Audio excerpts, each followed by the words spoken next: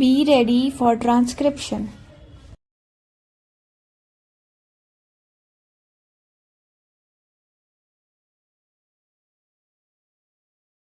Now, I would like to say that with this measure we are now adopting, to my mind, it will not be possible to have this system or any other system functioning effectively. The number of clauses that we have included are so restrictive and rigged that it will not be possible for any system to function in this country. If at all it is able to function, it will be able to function with a lot of difficulties. It will be said afterwards that the industrial sector, particularly the private sector, has not been able to deliver the goods.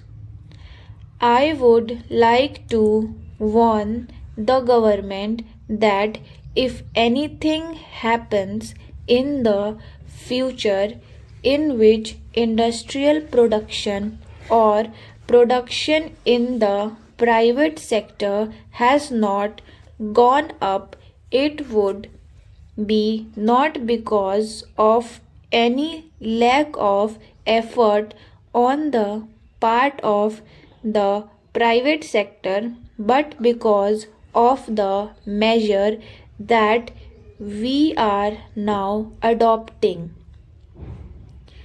I have mentioned several times how this particular bill is very restrictive and how it will hamper the normal growth of companies in this country.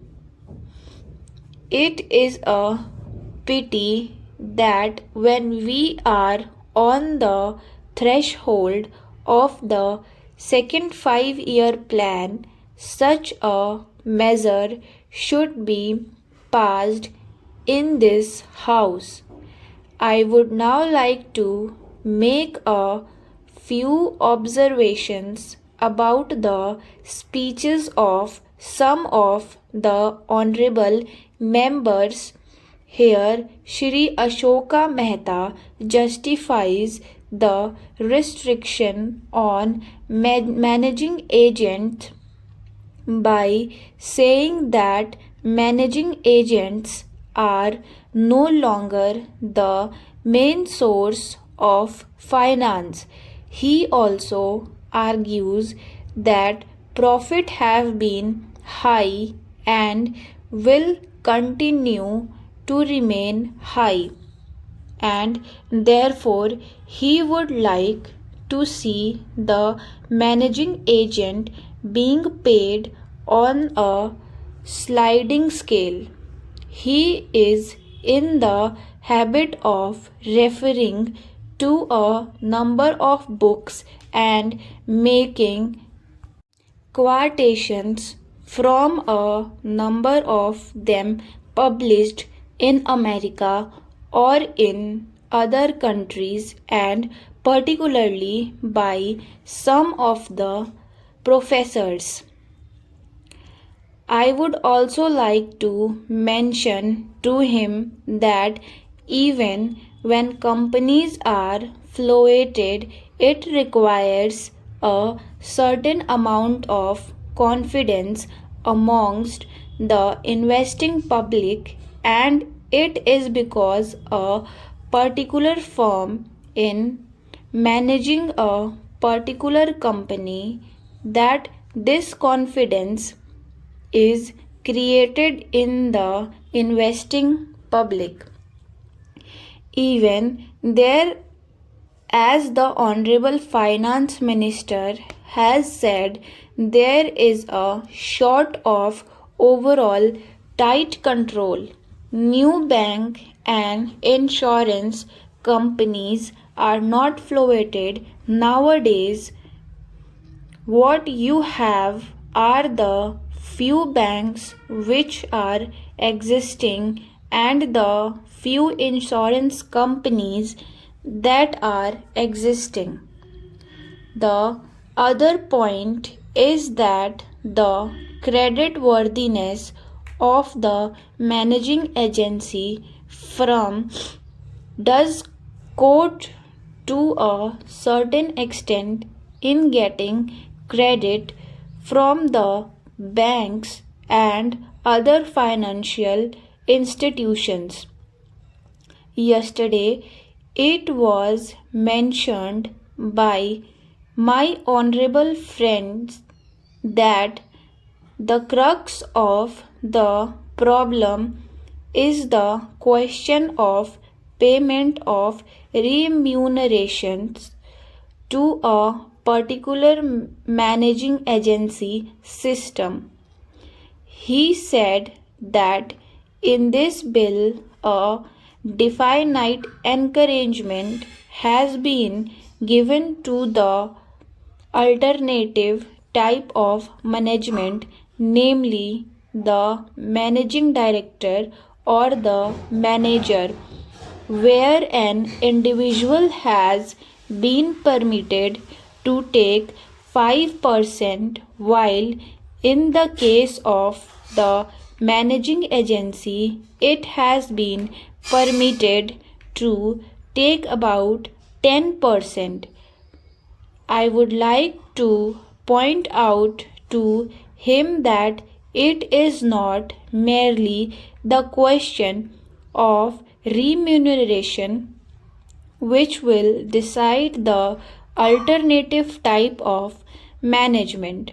The remuneration is not a very important thing unless and until you allow a certain amount of flexibility for any system to function. It will not be possible to evolve any other system to take the place of the managing agency system. In spite of so many shackles, you may find that those few business houses which are carrying on now may have to carry on the present basis. You may not find many new people coming in the field. Several times it has been mentioned in this house why the business community has not prescribed for itself a code of conduct. In this connection, I would like to point out that a degree or diploma is essential for the profession, and in case of violation of the code, sanction should be provided by it to prevent a person from practicing the profession. Today, even Asoka Mehta and Shri C.C. Shah can set up a grocery shop and become businessman. Now, nobody lays down any condition for starting business and nobody can prevent others from continuing it. But I would like to point out that with regard to the code of conduct, there is a certain amount of ethics and there are certain standards and traditions on which businesses house function.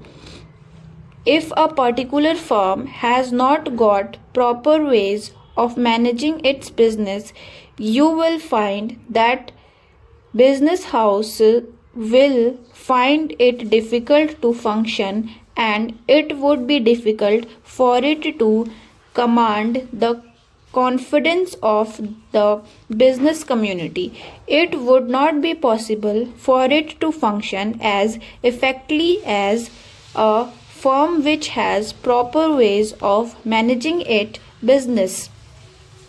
That is sufficient as a code of conduct. It is not possible to prescribe a certain code of conduct in the manner it has been done for the profession in general.